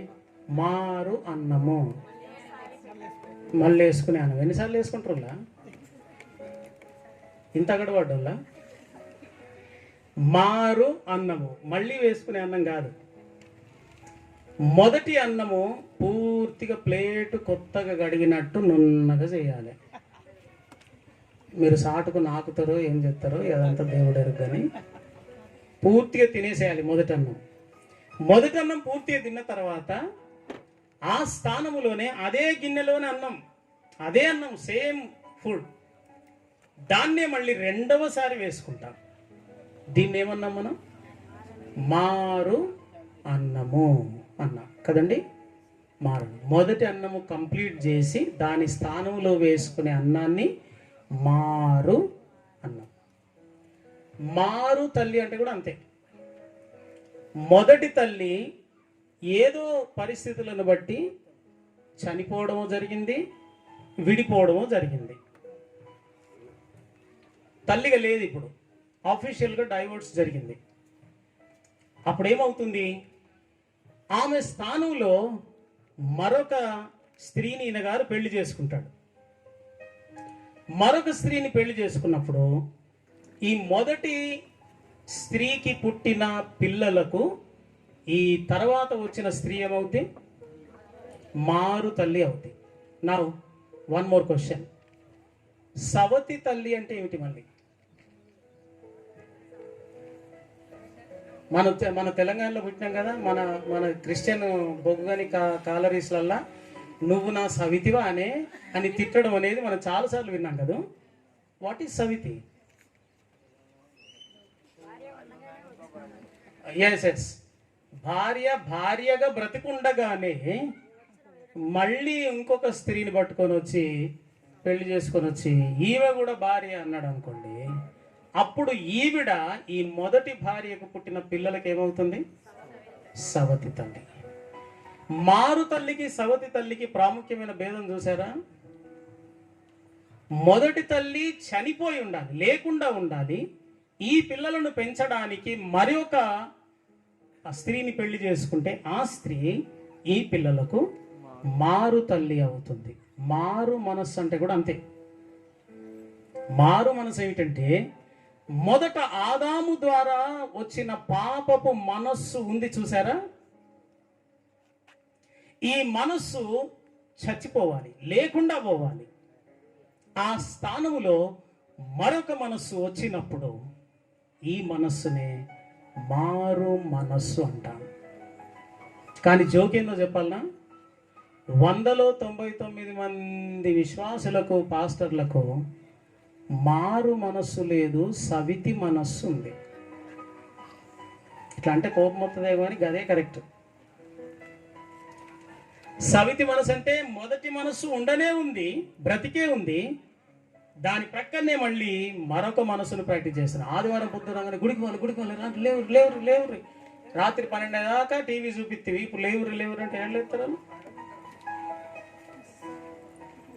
లేవురు గుడికి వాళ్ళు మంచి బట్టలు వేసుకో, తెల్ల బట్టలు వేసుకుంటే ఇక మారు మనసు వచ్చినట్టేనా?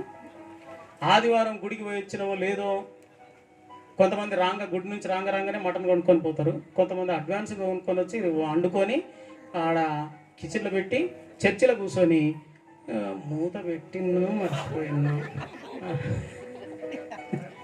ఆయనతో మూత పెట్టకపోతే పిల్లి వస్తుంది కదా, అది ఉన్నదో పోయిందో అని మెల్లగా పాస్టర్ గారు ఎటో చూసినప్పుడు లేచి బయటకు, ఇగో ఎక్కడున్నావు అంటే గుడికి వస్తాను. అక్కడనే ఆగు. ఎందుకంటే ఇగో ఆ మూత పెట్టి మర్చిపోయిన, కొంచెం చూడది చూసి మూత పెట్టకపోతే మూత పెట్టి అవసరమైతే దాని మీద ఏదైనా బండో ఏదో పెట్టి రా. చర్చిలోకి వెళ్ళి లేచిపోయి, ఎందుకంటే ఇప్పుడు లేచిపోవడం మంచిదైంది, లేకపోతే ఉన్నంతసేపు ఆమె ప్రసంగం పడినదా, పిల్లి వచ్చిందో ఏమో, అది గిన్నె పడేసిందో ఏమో, నా ప్రసంగం అయిపోయాక గదే ఆలోచించుకుంటుంటే ఇదేమి ఉండదు. ఇక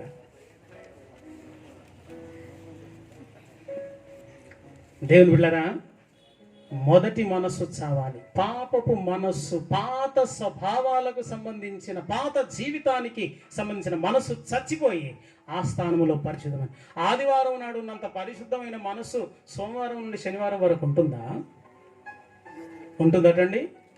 ఉండట్లేదు. సో సవితి మనస్సే మనది.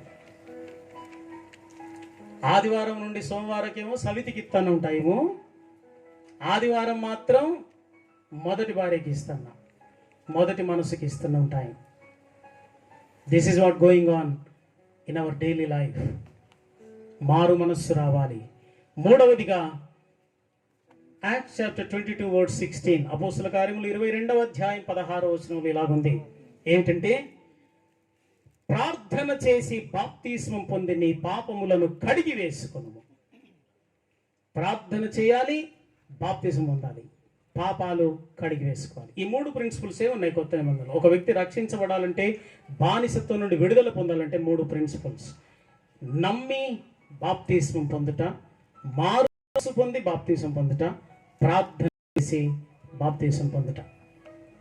ఈ 3 చేశామా, నీ సీటు పరలోక రాజ్యంలో గ్యారంటీ. నీ పరలోకంలో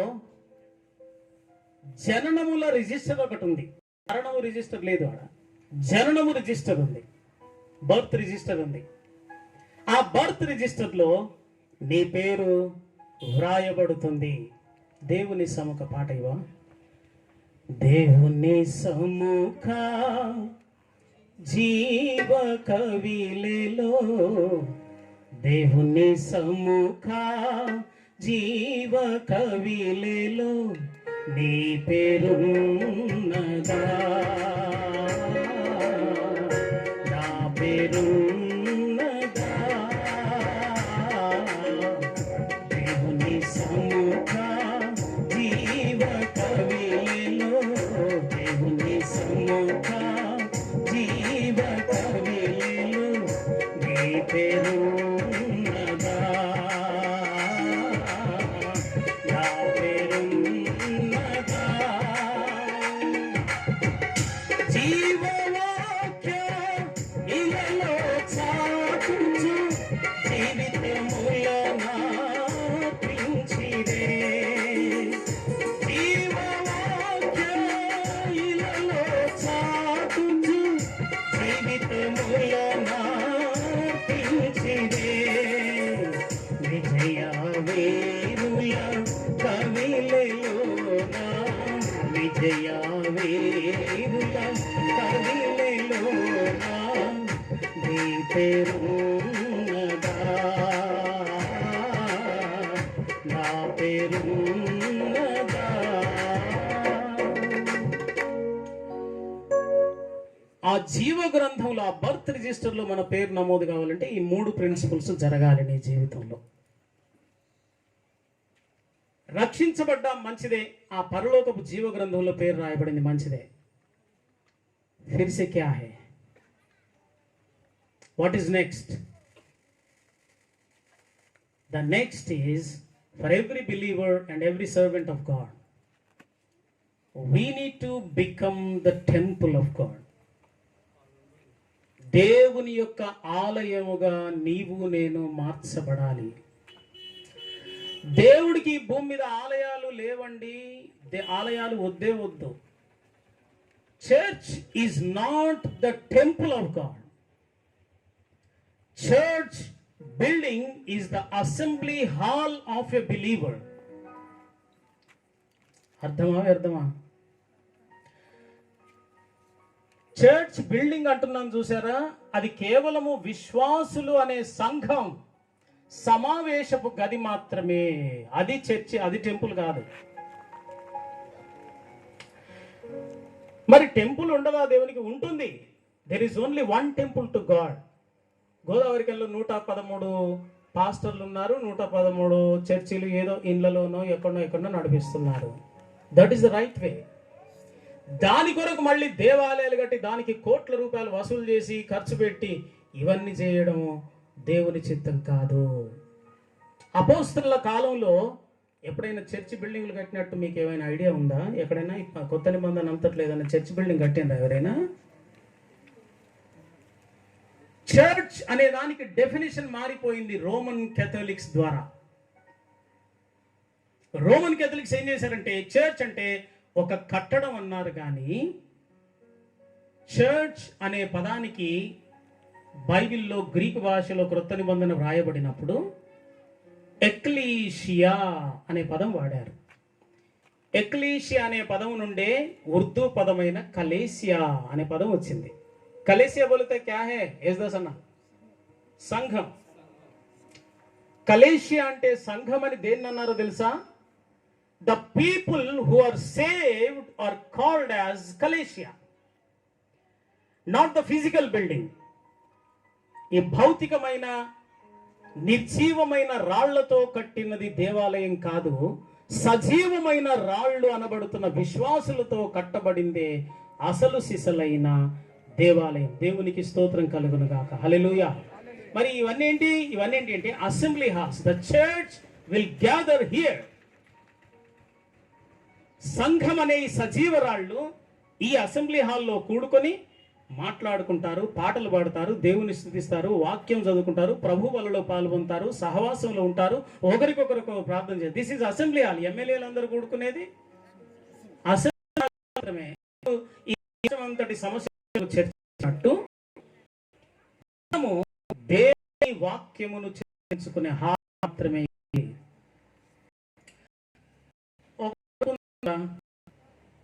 రాత్రి యేసు పోతారా? రవివర్మ సప్పుడు చేస్తలేడు. ఆయనకేమనిపిస్తుంది అంటే ఇల్లున్నోళ్ళు పోరు, అది పోదు.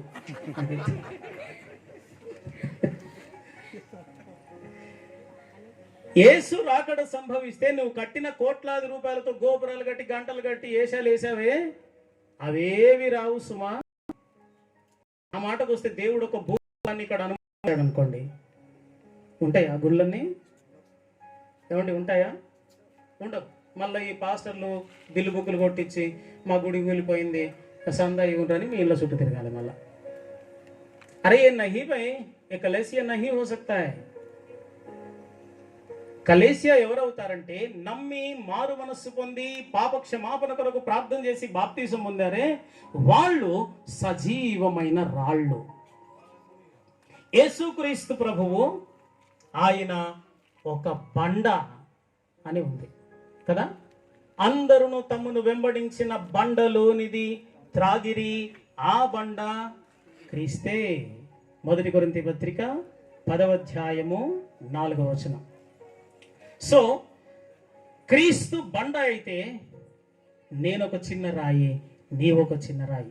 1 Peter chapter 2 verse 5 says, 1 పేతురు 2:5 ఏం చెబుతుందంటే, మనము సజీవమైన రాళ్ల వలె ఉండి ఆత్మ సంబంధమైన దేవాలయం దేవుని కట్టబడుచున్నాము. అదేనమాట డెఫినేషన్. కలేసియా బోలేతో క్యాయ బోలేతో సజీవ రాళ్లతో కట్టబడే ఆలయమే కలేసియా చర్చ్. ఇంగ్లీష్ లో చర్చ్ అన్నారు, ఉర్దూలో కలేసియా అన్నారు. అనగానే మీ దృష్టి అంతటిని ఈ గుళ్ళు గోపురాల మీద పోనివ్వకండి. దేవుడు ఇలాంటి నిర్జీవమైన రాళ్లతో కట్టి డెకరేషన్లు చేసి దానికి ఏవేవో స్టేజీలు కట్టి స్టేజ్ వెనకాల ఫ్లెక్సీ పెట్టి ఇవన్నీ చేసిన వాటిలో ఉండాలని కోరుకోవట్లేదు ఆయన. ఎక్కడ ఉండాలనుకుంటున్నాడు మరి? గుడి గోడలలో లేడు దేవుడు, గుండె గుడిలో ఉన్నాడు చూడు, బడి బండలలో లేదు దైవత బ్రతుకు బడిలో ఉన్నాడు చూడు, ఆత్మస్వరూపి నీలో దేవుడు, ఆత్మకు సత్యముతో ఆరాధించు, గుడి గోడలలో లేడు దేవుడు, గుండె గుడిలో ఉన్నాడు చూడు, బడి బండలలో లేదు దైవత బ్రతుకు బడిలో ఉన్నాడు చూడు, ఆత్మస్వరూపి నీలో దేవుడు, ఆత్మకు సత్యముతో ఆరాధించు, గుడి గోడలలో లేడు దేవుడు. గుడి గోడలల్లా దేవుని పెట్టి ఆయనకు గేటు పెట్టి తాళం వేసి అందులో బంధించే ప్రయత్నం చేయకండి. గుడి గోడల్లో లేడు దేవుడు, ఈ దేహమను గుడిలో ఉన్నాడు చూడు. 1 కొరింథీ పత్రిక 3వ అధ్యాయము 16వ వచనము. మీ దేహము దేవుని ఆలయమై ఉన్నదనియు దేవుని ఆత్మ మీలో నివసించుచున్నాడనియు. అది బైబిల్ ప్రిన్సిపల్. అదైతే దాన్ని ఎక్కడనో అటకెక్కించి వీళ్ళందరూ కొత్త గుడులు సృష్టిస్తుంటారు. కొత్త డెఫినేషన్ ఇచ్చారు గుడి అంటే. లోకస్తులు అలా ఇస్తారండి. కిరాస్థాన పొలకి ఏమైందో, ఏం పుట్టిందో నేను అనుకుంటాను. సేవకులకే అసలు ఏదో పుట్టింది. సేవకులకు పుట్టి చర్చిలు కట్టాలి, చర్చిలు కట్టాలి, పక్కోని కంటే నేను పెద్ద గుడి కట్టాలని ఇదొక శరీర సంబంధమైన ఆలోచన సేవకులను భ్రష్టులను చేసి సంఘాన్ని కూడా భ్రష్టులను చేస్తుంది. ये सब छोड़ दे भाई. इस ईसा अलैहिस्सलाम फिर आने का टाइम हो गया. యేసుక్రీస్తు మరలా రాబోయే టైం దగ్గర పడింది. ఇంకా నువ్వు శరీర సంబంధమైన వాటి మీద మనస్సు పెట్టి ఆత్మ సంబంధమైన దేవాలయాలను కట్టడం నిర్లక్ష్యం చేస్తూ ఉంటే you will be punishable. O servant of God, you will be punishable. శిక్షార్హుడవే. నీ సేవ అంత బగ్గున కాలిపోతుంది దేవుని అగ్నిలో. వీటి మీద కాదండి దృష్టి. సజీవ రాళ్లను ఒకదాన్నొకటి పేర్చి నిత్యమైన దేవాలయ కడి అందులో వచ్చి దేవుడు ఉంటాడు. నీకు స్తోత్రం కలుగాక. హల్లెలూయా. మనం వాటిని కట్టడానికి పిలిస్తే అవి కట్టనే, నేను పని చేస్తా, నేను గివే కట్టుకుంటుంటా అంటున్నాం మనం. దేవుని చే అలా చెడ్డ దాసుడు అనిపించు రోజు ఒకటి రాబోతుంది. ఈ సజీవ రాజు దేవాలయముగా అంటే ఒక్క సూత్రం చెప్పి ముగించేస్తా. ఒకే సూత్రం చెప్తే ఆ సూత్రం ఏం చెప్తున్నా నాకు తెలియదు. ఎందుకంటే కాలములు సమయములు చేతిలో ఉన్నాయనుంది బైబిల్లో.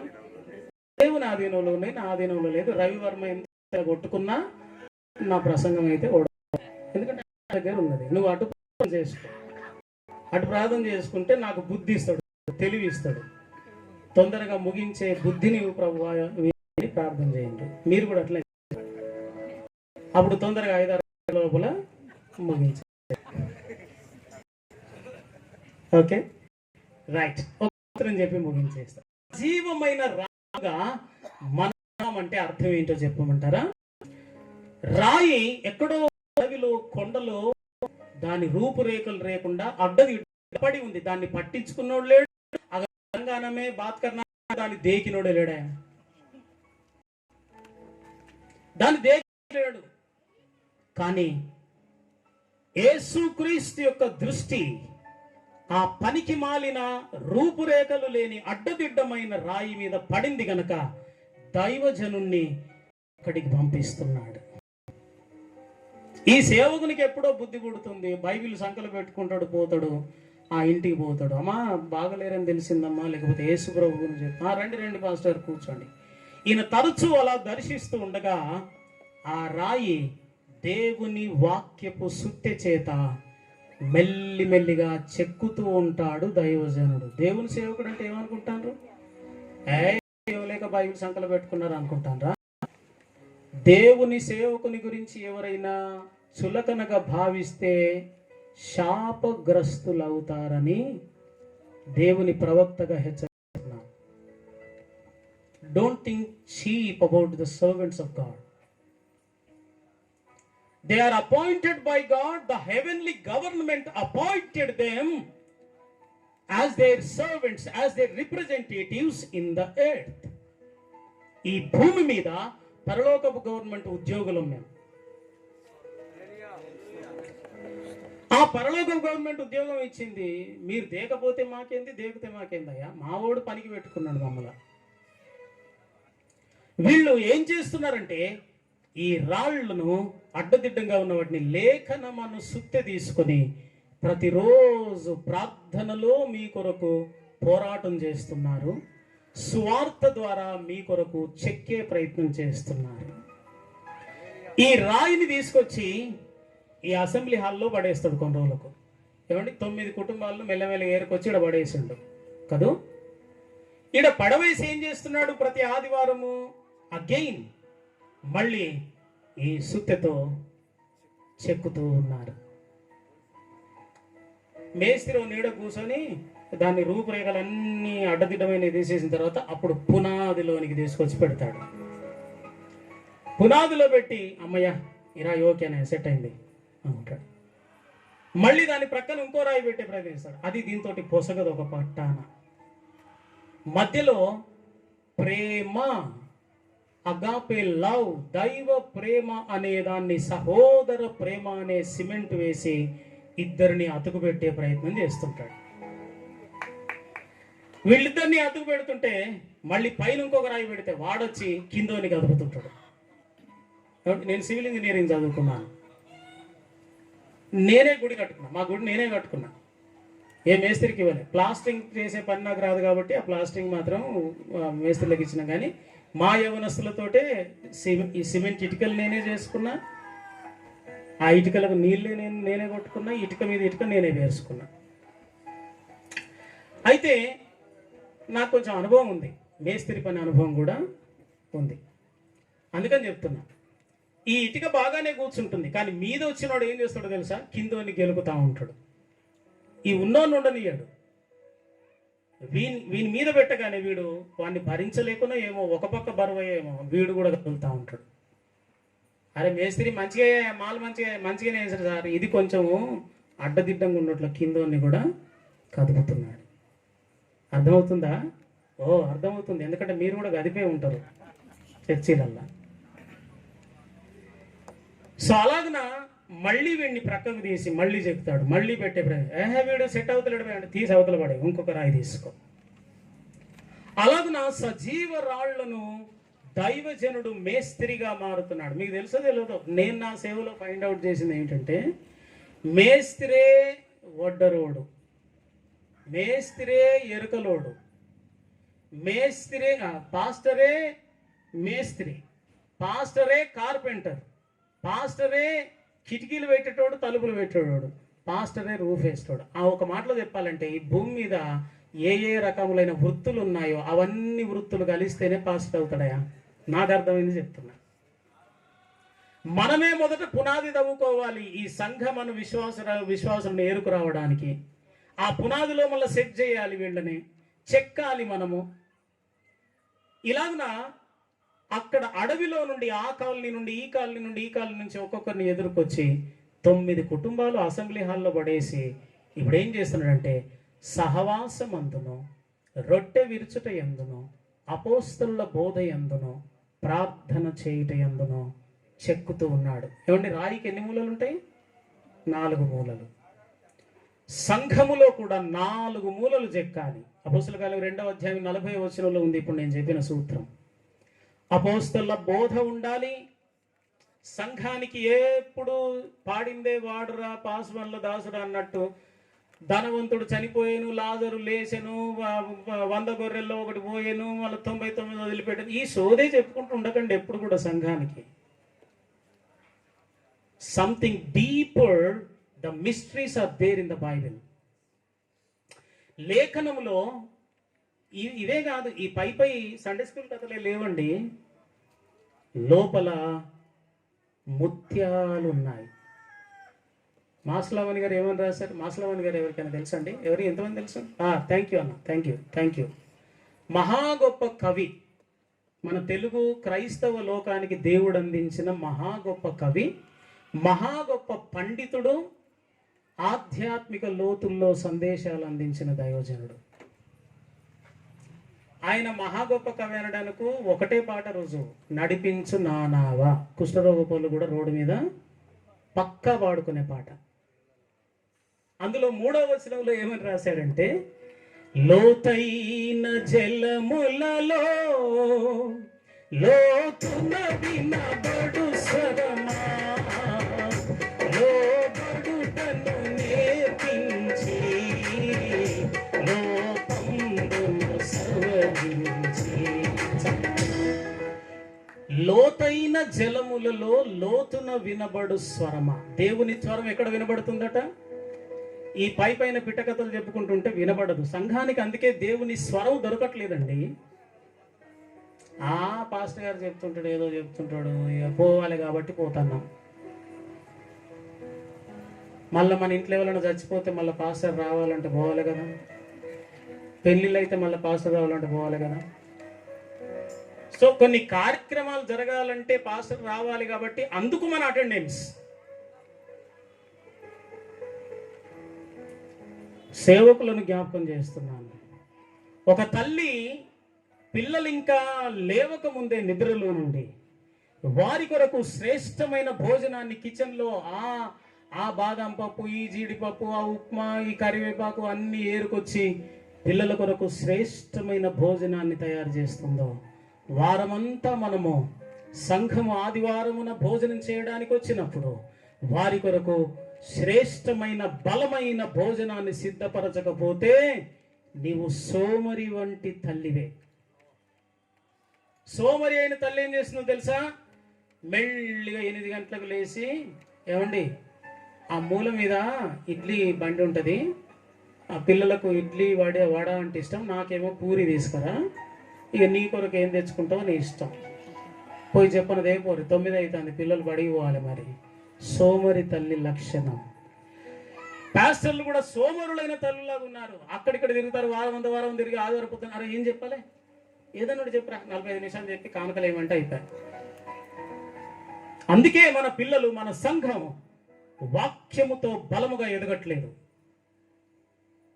They are weak, the believers are very weak. అందుకే గోదావరికంలో ఎన్ని సంఘాలు ఉంటే, ఎన్ని టిఫిన్ బండ్లు ఉంటే ఆ టిఫిన్ బండ్ల కాడికి ఉరుకుతారు మనల్ని. ఈ బండి దగ్గర కొన్ని రోజులు ఉంటారు, ఈ బండి నుండి మళ్ళీ జంప్ అయ్యి ఇంకో బండి కాడు కనబడతారు. Yeah, this is what going on in Godavarikhani. ఎందుకు వెళ్తున్నారు అలాగంటే, నీవు సరి అయిన బలమైన భోజనం అనలేదు. నేను చెప్తున్నాను, పిల్లలకు కొత్త వంటకాలు కనబడగానే ఎంత ధనవంతులు ఇల్లైనా పక్కింట్లో ఈ తల్లి గారెలు చేయలేదు అనుకోండి, ఎప్పుడు ఆ గారెలు వాసన వచ్చింది పిల్లలు పోయింది అనుకోండి, వాళ్ళ కొడుకుతో పాటు వీడు పోయి అటు చూస్తుంటాడు, మా మమ్మీ ఎప్పుడు చేయలేదు ఇలాంటిది, ఏదో మంచి వాసన వస్తుంది అని. ఇక వాడు వాళ్ళ మమ్మీ వీనికి ఎప్పుడు పెడితే ఇండ్లకెళ్ళి ఒకటి తిందామని వాడు చూస్తుంటాడు అక్కడ. Why because the mother did not cook a proper food for them. ఇలాంటి గారెలు వాడు 100 సార్లు తినడానికి, మా మమ్మీ బోలెడు సార్లు తింపా, ఎవరికి కావాలి అంటాడు. దేవుని బిడ్డలారా, దైవజనులారా, మన సంఘానికి శ్రేష్టమైన భోజనం పెట్టకపోతే బలహీనులైన చీపురుపుల లాంటి భక్తులుగా మన విశ్వాసులు పెరిగితే కన్న ఆయన చెంపదెబ్బ కొడతాడు. జాగ్రత్త. నా పిల్లలను నా రక్తంతో కని నేను నీ చేతిలో పెట్టాను, నీవు ఇంత సన్నగా బలహీనులైన వాళ్ళు గాలి వస్తే కొట్టుకుపోయే వాళ్ళగా పెంచావు. ఏమండి, గురజాడ అప్పారావు గారు ఏం రాశాడు? దేశం అంటే మట్టి కాదు, బైబిల్ కంటే ఇది బాగా వచ్చు మనకు. దేశమంటే మనుజులు, ఈసురోమని మనుజులుంటే దేశమే గతి బాగుపడునోయ్. తిండి కలిగితే కండ కలదోయ్, కండ కలవాడేను మనిషోయ్. సంఘమంటే రాళ్ళు కాదోయ్, సంఘమంటే భక్తులోయ్. ఈసురోమని భక్తులుంటే చీపురు కాడ పూల లెక్క అన్నట్టు.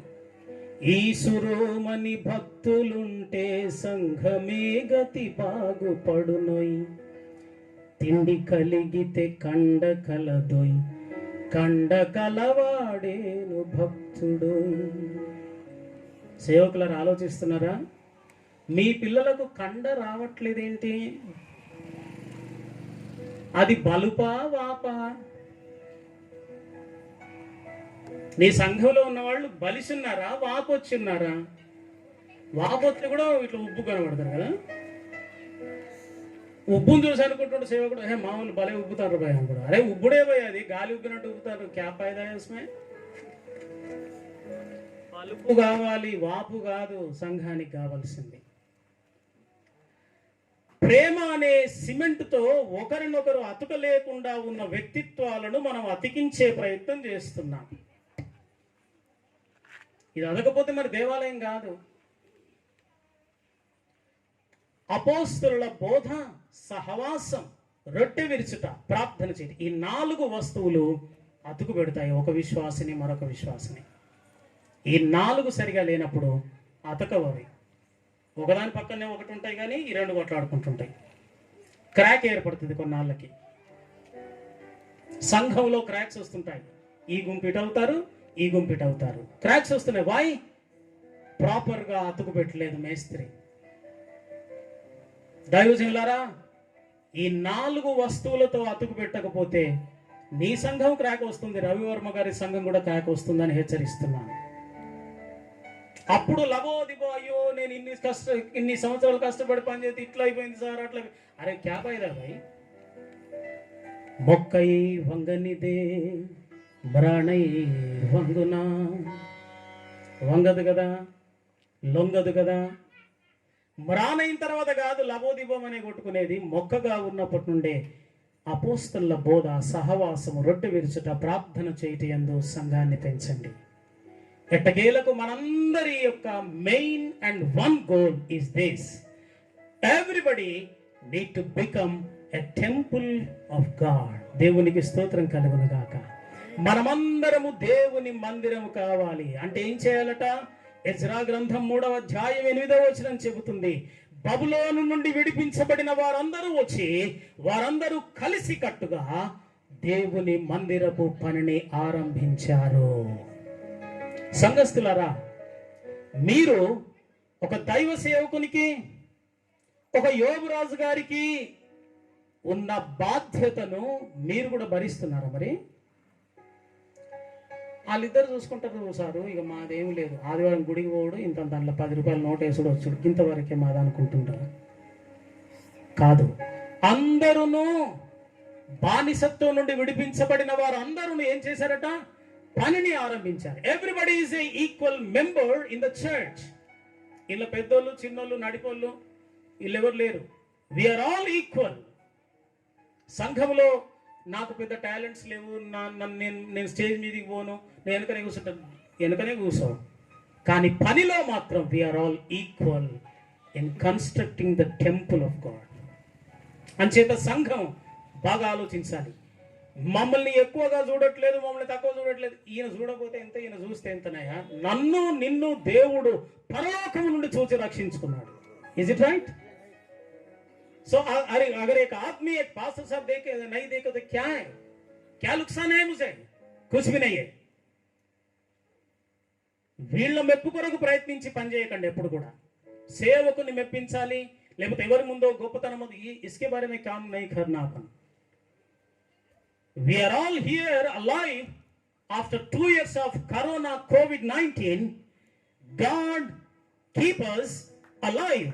Why? Why? Because we are all in the construction of the temple of God. Everybody has equal rights and responsibilities. మనందరికీ సమ బాధ్యత ఉన్నది, సమానమైన హోదా ఉన్నది క్రీస్తు సంఘంలో. అంచేత అందరూ సమానులు అనుకోండి. ఈయన మమ్మల్ని చక్కగా చూడట్లేదని ఆయన మీద అలుగుతే మనకు వచ్చేది ఏమి లేదు. ఆయన చూస్తే ఎంత, చూడకపోతే ఎంత. నువ్వు చూడాలని నేను భక్తి చేస్తున్నా, నువ్వు చూడాలని కాదు. నేను దేవుని మందిరమును కట్టడంలో బాధ్యత వహిస్తున్నాను. నేను హానెస్ట్గా ఎవడు నన్ను గౌరవించినా గౌరవించకపోయినా, పట్టించుకోకపోయినా, నాకు దేవుడిచ్చిన చేతి పనిని దేవుని మందిరమును నిర్మాణం చేయడంలో నేను వాడతాను. That should be our commitment to build little flax church. అలాగున లిటిల్ ఫ్లాక్ సంఘమే కాదు, ఇక్కడ గోదావరికల్లో పనిచేస్తున్న మనమందరం కూడా we are not building our own kingdoms. మన సొంత ఆస్తిపాస్తులను పెంచుకోవడానికి మనం సేవ చేయట్లేదు. మనమందరము కలిసి ఈ రామగుండం నియోజకవర్గం అంతట్లో దేవుని మందిరం, ఇలాంటి బిల్డింగులు డెవలప్ కావడానికి కాదు, దేవుని సంఘమును సజీవ రాళ్ళు కట్టబడి దేవాలయముగా మారుట కొరకు మనమందరము కలిసి పనిచేద్దాం. నీ మనసు నా మనసు కలవకపోవచ్చు, అయినా మనం మనిద్దరి మనసు కలవడం కొరకు పనిచేయట్లేదు. మనిద్దరం కలిసి దేవుని ఆలయము నిర్మాణం ఒకటకు పనిచేస్తున్నాం. కాబట్టి వాంతో నాకేం లేదు, కానీ నేను అతనితో కలిసి పనిచేస్తాను. ఎందుకంటే జీవము కలిగిన దేవుని ఆలయము కట్టబడట కొరకు. అలాగున విశ్వాసులకు అదే బాధ్యత, సేవకులకు అదే బాధ్యత. అందరము కలిసి ఈ యొక్క సంఘానికి చెందిన వాళ్ళు పూర్తి బాధ్యత. మీ ఇంటి కొరకు ఎంత సమయం వెచ్చిస్తున్నారో, ఎంత డబ్బును, ఎంత టైంని ఇస్తున్నారో, దేవుని ఇల్లును నిర్మించడం కొరకు కూడా అంతే సమయం ఇవ్వాలని మిమ్మల్ని దేవుని సేవకునిగా హెచ్చరిస్తూ, గోదావరికల్లో పనిచేస్తున్న మనం అందరం కూడా ఈ గోదావరికల్ పట్టణంలో దేవుని రాజ్యము వచ్చునుగాక అనే ఆ ఒక్క కాన్సెప్ట్ తో let us all work together. దేవుడి వాక్యమును మనందరి ఆత్మీయ జీవితముల కొరకై దీవించి, ఆశీర్వదించి, అభిషేకించి ఆ విధంలో మన బ్రతుకులను ముందుకు కొనసాగింపు చేయనుగాక. ఆమేన్. తదాస్తు.